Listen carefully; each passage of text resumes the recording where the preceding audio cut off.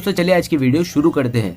दोस्तों वीडियो शुरू करने से पहले मैं आपको एक बात बता दूं कि आपने अभी तक हमारे इस चैनल को सब्सक्राइब नहीं किया हो तो नीचे पर आपको ग्रीन बटन में सब्सक्राइब करके लिखा रहा होगा, इसके ऊपर क्लिक कर लीजिए और साइड में नोटिफिकेशन बेल भी आएगा, उसको भी क्लिक कर लें ताकि आपको मिल सके हमारे अगले वीडियो की नोटिफिकेशन सबसे पहले और आप कुछ नया नया सीख सके।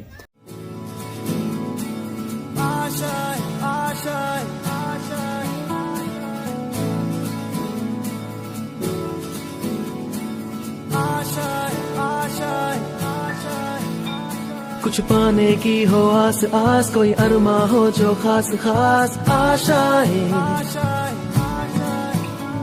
हर कोशिश में हो बार बार, करे दरियाओं को आर पार आशाएं, तूफानों को चीर के मंजिलों को छीन ले, आशाएं खिले दिल की, उम्मीदें हंसे दिल की, अब मुश्किल नहीं कुछ भी, नहीं कुछ भी, आशाएं खिले दिल की। गुड मॉर्निंग विद्यार्थियों, गुरुत्वाकर्षण चैप्टर में आगे बढ़ीए। चैप्टर 8 लास्ट में तमे जोयुं हतुं कि दळधारी पदार्थ अन्य दळधारी पदार्थ वच्चे गुरुत्वाकर्षण बल लगाड़े। आ बल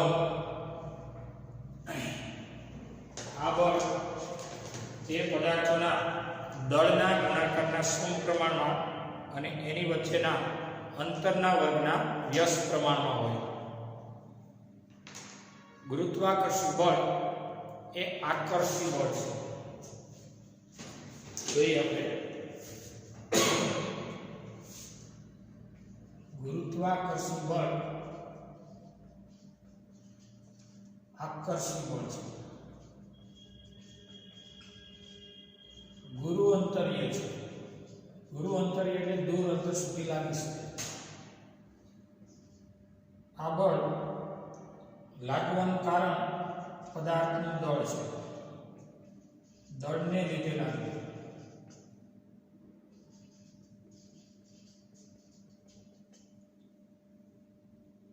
આ બળ એ બંને પદાર્થોના દળના ગુણાકારના સમપ્રમાણમાં અને તેની વચ્ચેના અંતરના વર્ગના વ્યસ્ત પ્રમાણમાં હોય।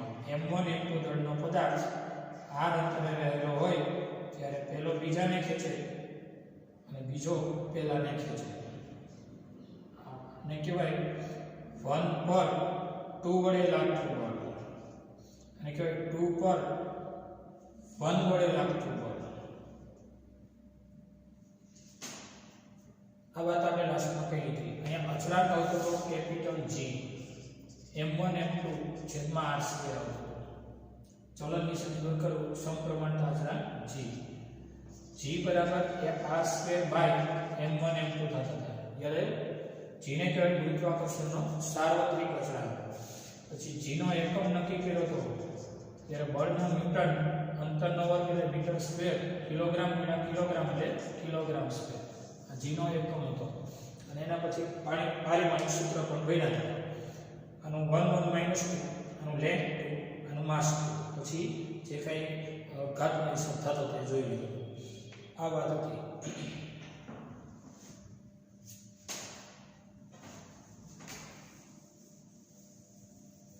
આપણું કંઈક રનિંગ ઉદાહરણ હતું જે આપણે કીધું ફરીથી ભણીશું। ઉદાહરણ પહેલું સ્ટાર્ટિંગ કર્યું હતું હજી, પછી આપણો લેક્ચર પૂરો થઈ ગયો ત્યાં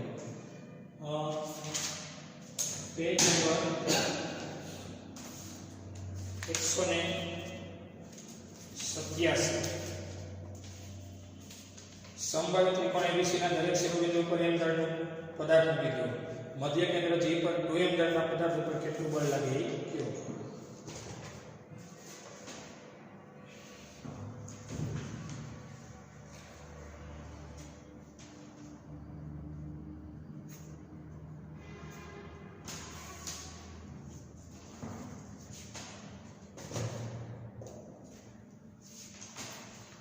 પહેલા તમને થોડીક એવી થિયરી પર નજર કરાવો કે બે કણો ના તંત્ર માં લાગતું ગુરુત્વાકર્ષી બળ m1 દળ અને આ m2 દળ r અંતરે છે એક ચલે છે કેવાય m1 m2 ના છેદમાં r સ્ક્વેર. પણ હવે જોજો n કણોના તંત્રમાં કોઈ એક કણ પર અન્ય કણો વડે લાગતું પરિણામી ગુરુત્વાકર્ષી બળ કૌંસમાં કહેવાય સંપાતપણાનો સિદ્ધાંત. સંપાતપણું એટલે બધાને સરવાળો.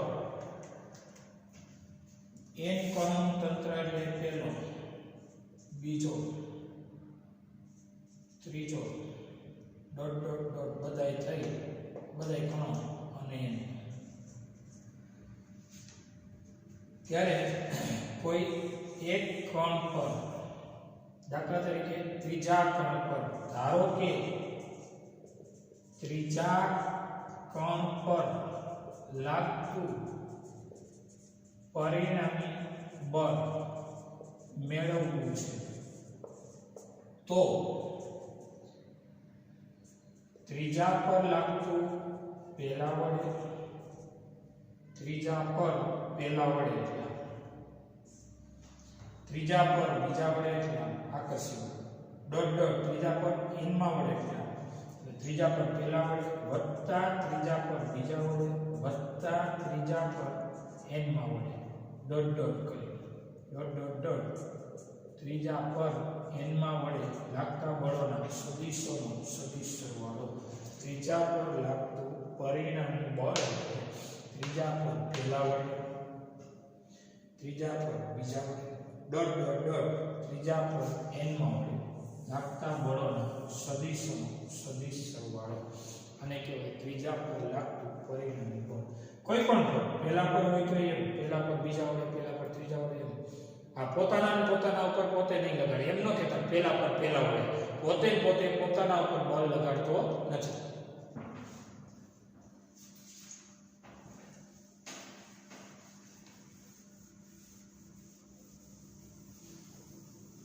હવે તમારું ઉદાહરણ બીજું જોઈએ.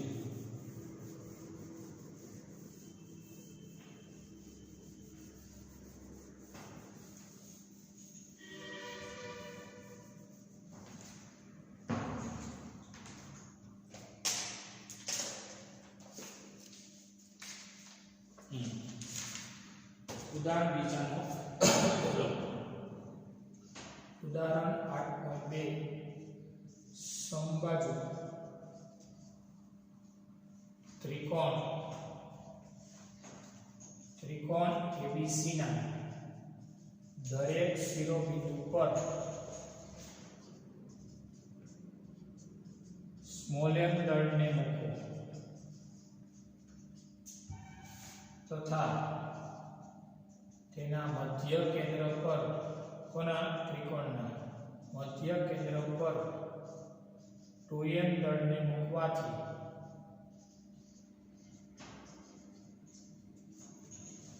આ મધ્ય કેન્દ્ર પર રહેલ કોણ પર પરિણામી બળ શોધો.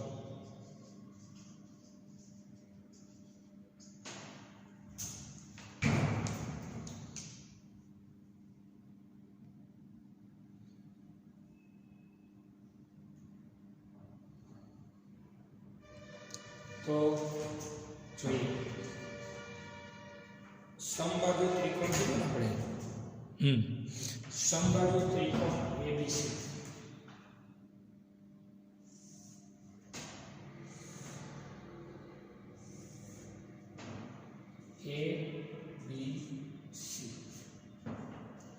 શિરોબિંદુથી સામેની બાજુનું મધ્ય બિંદુને જોડતો રેખાખંડ એટલે મધ્યગા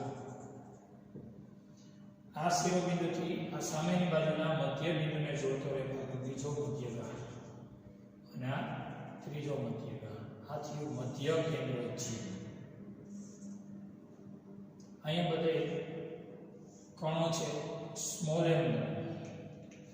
મધ્ય કેન્દ્ર પર છે 2m.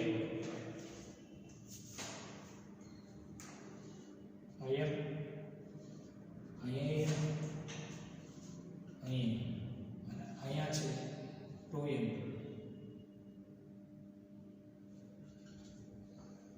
હવે ધ્યાન આપજો. G સ્થાન પર રહેલ 2m દળના કણ પર લાગતું પરિણામી બળ Fg બરાબર G પર A વડે વત્તા G પર B વડે વત્તા G પર C વડે લાગતા બળોના સદિશોનો સદિશ સરવાળો. હવે G પર A વડે આ દિશામાં આકર્ષો એટલે આ અંતરને r કહેવાય. અહીંથી આ અંતરને r જ કહેવાય. અહીંથી આ અંતરને r જ કહેવાય. આ અંતરને r. તો આ બળ કેટલું લાગે? m અને 2m નું ગ્રુપ બળ એટલે કે ભાઈ G પર A વડે લાગતું બળ એટલે કે ભાઈ G m પછી 2m છેદમાં r સ્ક્વેર. કયા દિશામાં લાગે? z કેરેક્ટરની દિશામાં. બળનું મૂલ્ય કહેવાય Gm1 m2 છેદમાં r સ્ક્વેર. બે કણો હોય તો m1 ને m2 હોય તો કે વચ્ચેનું અંતર r હોય બળ કેટલું લાગે? કે F બરાબર Gm1 m2 ના છેદમાં r સ્ક્વેર. અહીંયા Gm1 એટલે m, m2 એટલે 2m ના છેદમાં r સ્ક્વેર. કઈ દિશામાં? ઉપર. G પર B વડે આ દિશામાં બળનું મૂલ્ય કહેવાય Gm1 m2 છેદમાં r સ્ક્વેર. અને બળની દિશાની વાત કરીએ તો કઈ આવે જોઈએ? આ દિશા. હવે તમે જાણો છો કે સમબાજુ ત્રિકોણ છે. સમબાજુ હોય એટલે સમકોણ હોય. આખો ખૂણો કેટલા થયો? 60 આ ખૂણો 30 થયો. આ 30 હોવાથી આ 30 થશે. z બને છે. અને આના પરસ્પર લંબ એવા બે ઘટકો પડે. કોના? આ કોષના. એક અહીંયા જેની હારે થીટા ખૂણો બને એ ઘટક કોસ કહેવાય. એક કોસ 30. અને આ દિશા છે ને એને કહેવાય માઈનસ પડે. માઈનસ કઈ? આઈ કહેવાય. નીચે છે એને કહેવાય f sin 30 અને નીચેની દિશાને કહેવાય માઈનસ j. માઈનસ j અને આ માઈનસ i. એટલે આને f તો તમે ઓલરેડી કહી દીધો. આનું નામ શું? તો કે f એટલે હું કે cos આટલો f છે. f આ બળનું મૂલ્ય, આ દિશા, આમાં બળનું મૂલ્ય. હવે દિશાની વાત કરીએ તો જેની હારે થીટા ખૂણો બન્યો એ ઘટક cos એટલે એ થયું માઈનસ cos 30i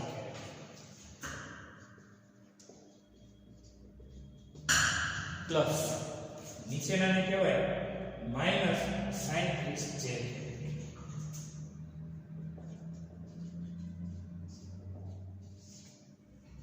વત્તા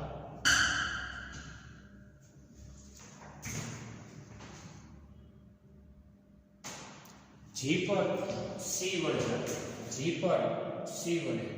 હું થાય આકર્ષણ. એટલે બળનું મૂલ્યને કહેવાય શું કહેવાય? બળના મૂલ્યને શું કહેવાય? તો કે Gm1 m2 ના છેદમાં r સ્ક્વેર. અને બળનું મૂલ્ય કહેવાય, જેને આપણે કહીશું F.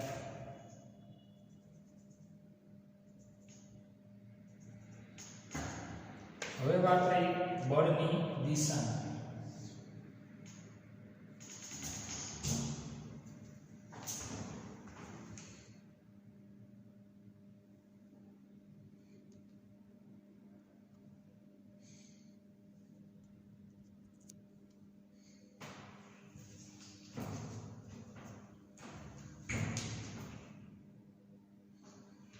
દિશા કઈ કહેવાય ત્રાસી. એના પરસ્પર લંબ એવા બે ઘટકો પડે, એક આ એક આ. અહીંયા ખૂણો 30 નો હોય તો આ z બને છે. આ પણ કેટલાનો થાય? 30 નો થાય. જો z બને છે. બળ આમ લાગે છે, એને કહેવાય g પર c વડે આમ લાગે છે. અને કહેવાય બળને F કહેવાય, પણ g પર b વડે આમ લાગે છે. બળને F કહેવાય, પણ g પર a વડે આમ લાગે છે. g પર a વડે આમ લાગે, g પર b વડે આમ લાગે, g પર c વડે આમ લાગે. હવે બે ઘટકોમાં જેની હારે થીટા ખૂણા બને એ ઘટક કહેવાય cos i, અને ન બને એ ઘટક કહેવાય sin. sin 30 જે હાચો, પણ જે કેવો ઋણ છે, i કેવો ધન. એક લખ્યું, હવે cos નો અને sin નો સમાવેશ કરીએ એટલે cos 30i ધન દિશા.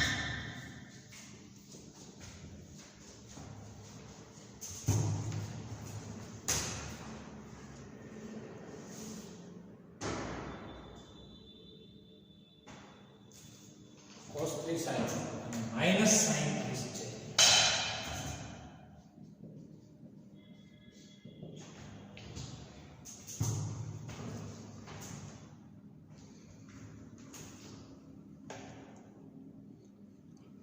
કઈ સમજાય છે?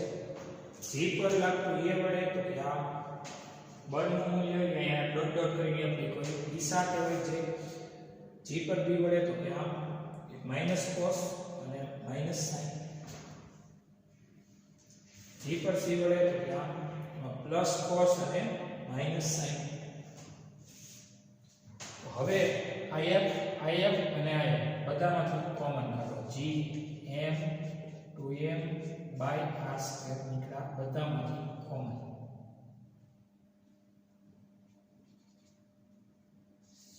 આમાં બધા શું હોય તો જે minus cos 30i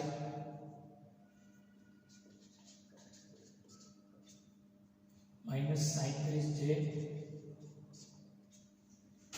plus cos 30i minus sin 30j એટલું હોય તો એટલે કે g m 2m by r square જે cos 30i minus plus cancel minus sin 30j sin 30 એટલે 1/2 j પાછો એ રીતે 1/2 j એટલે કે g m1 m2 છેદમાં r સ્ક્વેર ઇન્ટુ આ અડધો j ને અડધો j આખો j minus j plus ji cancel થઈ ગયો, બધું થઈને શૂન્ય. શૂન્ય ગુણ્યા સમથિંગ શૂન્ય. આ તમારો જવાબ છે.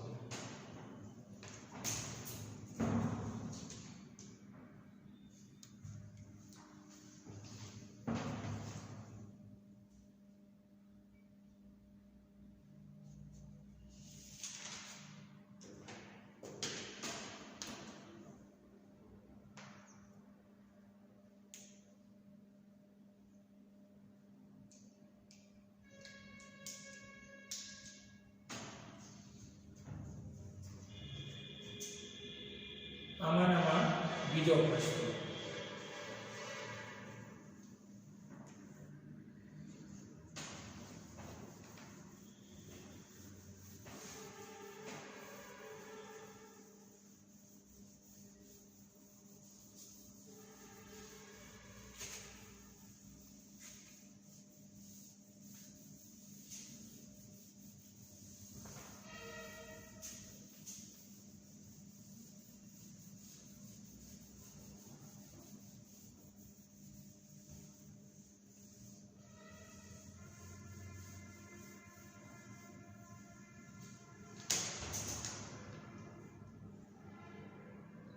બીજો પ્રશ્ન આમ છે કે જો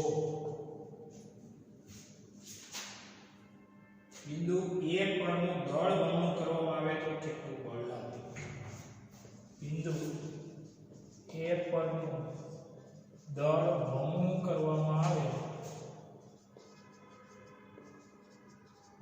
તો કેટલું બળ લાગે? AG BG ને CG 1 મીટર, A થી G એટલો BG એટલો CG બધું 1 મીટર છે.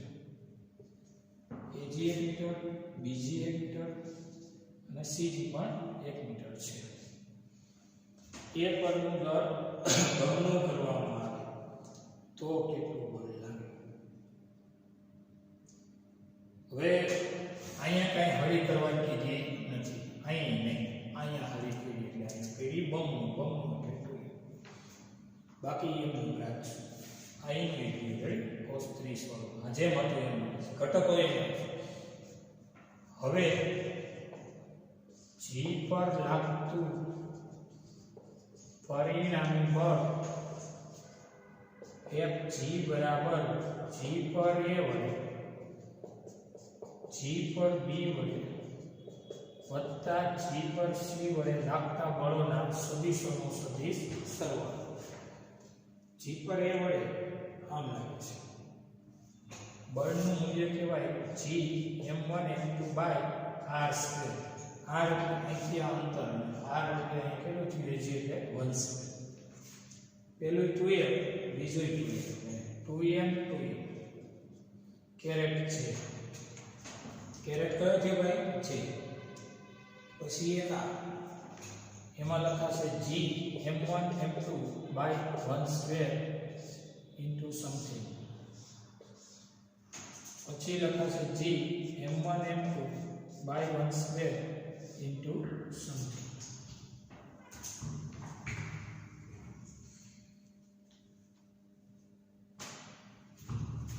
જો આ ગ્રુપમાં એ 2m 2m આવ્યો, કારણ કે અહીં હું કરી દીધું બમણું લીધું રકમ, આનું બમણું થયું છે. એમ હતા એટલે 2m 2m by r square છે. રેડી? અહીંયા 2m m ઘટકોમાં એક માઈનસ cos અને માઈનસ sin. માઈનસ cos અને માઈનસ sin.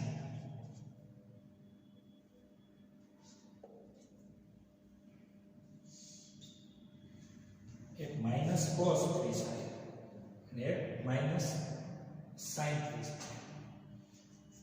આ ગ્રુપ પૂરું થયું. હવે આ ગ્રુપની વાત આવે તો 2m ને m તો છે,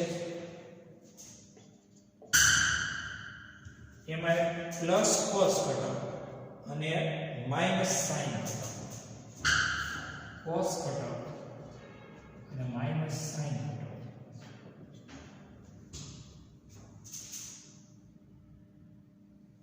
હવે આમાંથી કોમન કાઢવાનો વારો આવ્યો છે. બોલું છું કેટલું નીકળે. જો gm 2m by 1 square, gm 2m by 1 square, gm 2m by 1 square common, gm 2m by 1 square કાઢ્યો કોમન.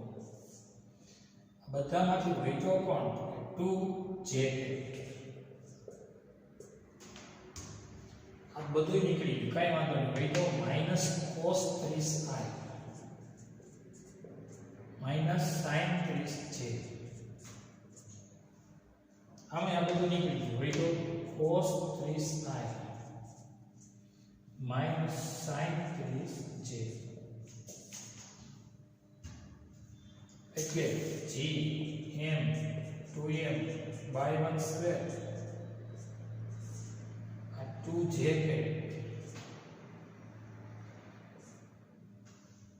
cos 30i બે કેન્સલ, માઈનસ 1/2j sin 30 એટલે 1/2, અહીં છે 1/2 એટલે gm 2m by 1 square 2j અડધો જે ને અડધો જે ને આખો જે 2j માંથી જે જાય તો જે મીઠો તો ફાઇનલ આન્સર અનુવાદ g પર લાગતું પરિણામી બળ અનુવાદ અહીં લખું છું g પર લાગતું પરિણામી બળ આખું લેવલ અહીં લખું છું g 2gm², 1/1 નો લખતા નહીં કેરેટ આવે છે આ તમારો જવાબ છે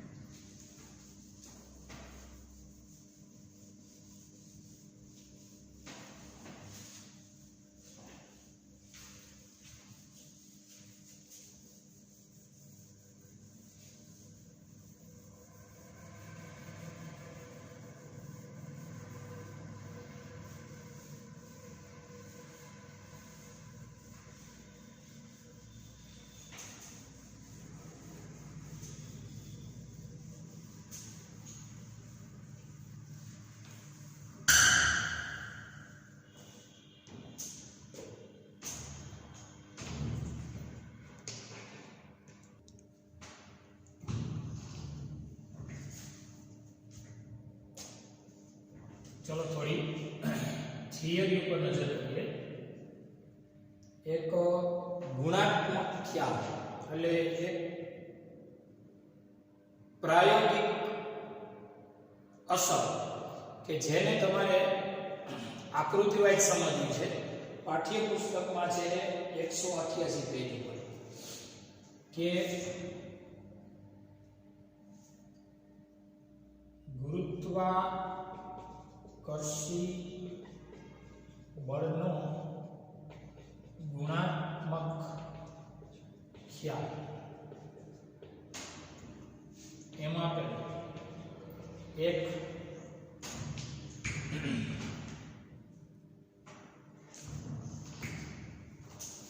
નિયમિત ઘનતા ધરાવતી પોલી ગોળાકાર કવચ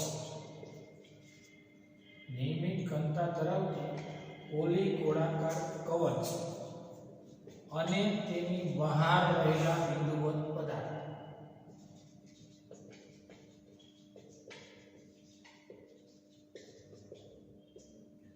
બિંદુવત દળ વચ્ચેનું ગુરુત્વાકર્ષી બળ કવચનું સમગ્ર દળ જાણે કે કવચના કેન્દ્ર પર કેન્દ્રિત થયેલ હોય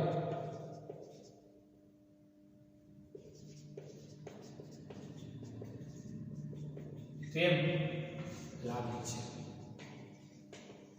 કેમ લાગે છે તો કે ગોળીય કવચ નહીં, આને કહેવાય પોલો ગોળો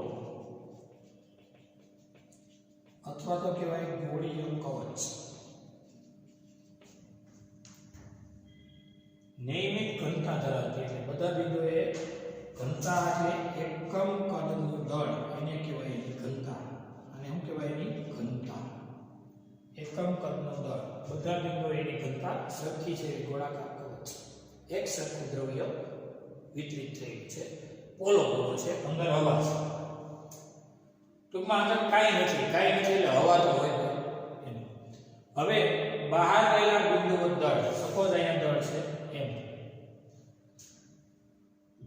તો બિંદુવત દળ વચ્ચેનું ગુરુત્વાકર્ષણ બળ કવચના કેન્દ્ર પર કેન્દ્રિત થયેલું હોય એમ લાગે છે. એટલે આ દળને કવચ કઈ રીતે ખેંચે એ બતાવો. આ દળને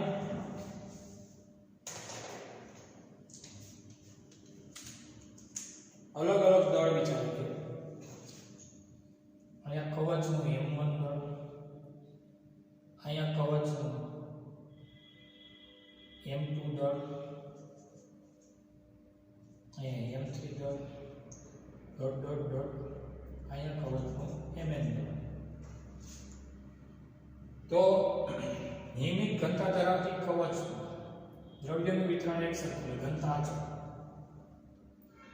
સમગ્ર દળ જાણે કેન્દ્ર પર હોય એમ લાગે. એટલે કઈ રીતે કહું, જો એટલા બધાને M1 રાખું, અહીં M2 રાખું, અહીં M3 રાખું, ડોટ ડોટ ડોટ બધા કણો છે, Mn કણો,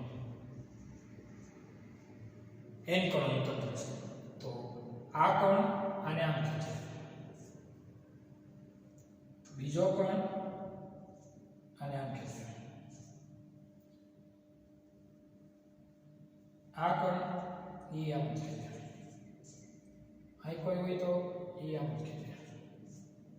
છતાંય આ m દળ વાળો કણ ક્યાં જશે એના માટે સમાંતર બાજુ ચતુષ્કોણ, આને સમાંતર આવે, આને સમાંતર આવે, એટલે પરિણામી બળ આવે અને કેન્દ્ર તરફ ખેંચે. ન સમજે તો પાછું ઉપર. નિયમિત ઘનતા ધરાવતી ગોળીય કવચ ના બધાય કણો કે બહાર રહેલા કણને કઈ દિશામાં ખેંચે? જાણે કે કેન્દ્ર તરફ બળ લાગતું હોય એ દિશામાં ખેંચે. ઉપલો કણ આમ ખેંચે, આ કણ આમ ખેંચે, એટલે આપણે પરિણામી બળની દિશા આમ ગણીએ. પરિણામી બળ દિશા લેતા સફળ જો તમે આવું કોઈ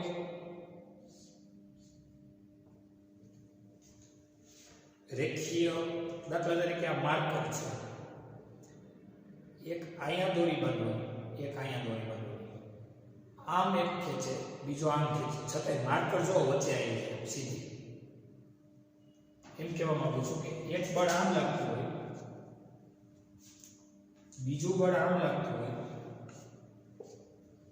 આ F1 છે, આ F2 છે, તો F1 ને સમાંતર આપણે F1 વિચારી લઈએ અને F2 ને સમાંતર F2. અસર થાય છે ક્યાં આવી F1 આમ છે,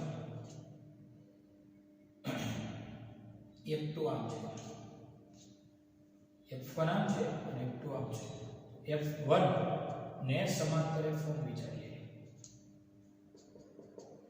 F2 ને સમાંતર F2 વિચારીએ, પરિણામી બળ લખીએ.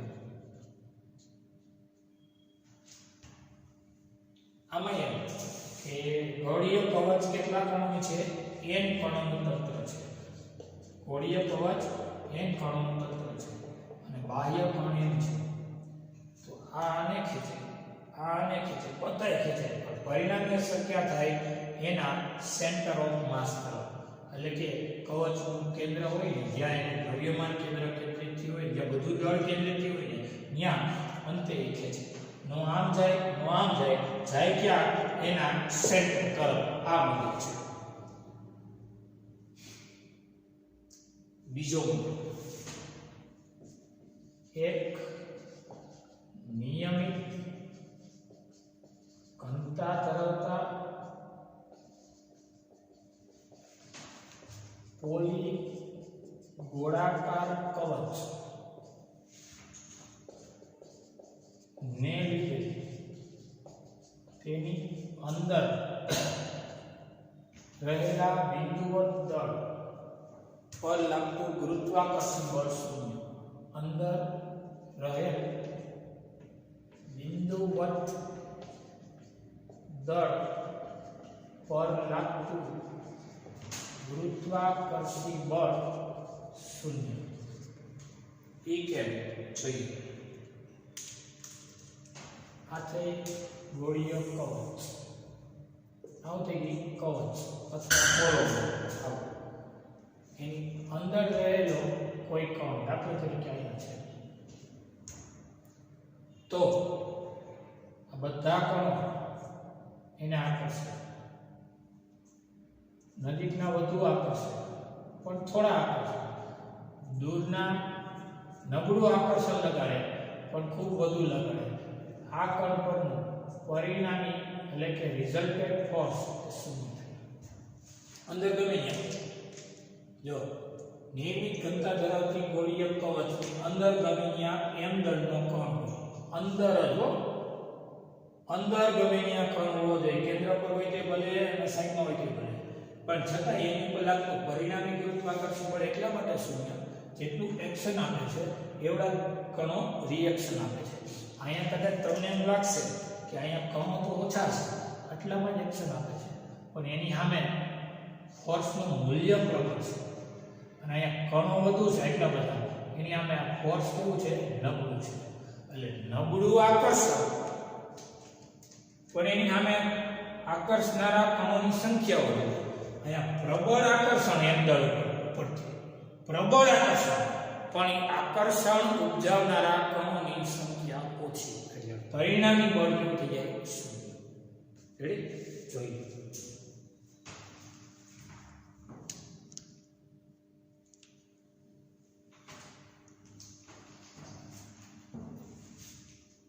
પહેલો મુદ્દો શું ભણ્યા નિયમિત ઘનતા ધરાવતી પોલીગોળીય કવચ ને લીધે કવચની બહાર કોઈ બિંદુવત કણ પર લાગતું પરિણામી બળ જાણે કે કવચના કેન્દ્ર તરફ લાગતું હોય એવું એવી દિશામાં કવચ એટલે કેન્દ્ર તરફ છે આપણી પૃથ્વી અનેક સમકેન્દ્રિત કવચ તરીકે વર્તે છે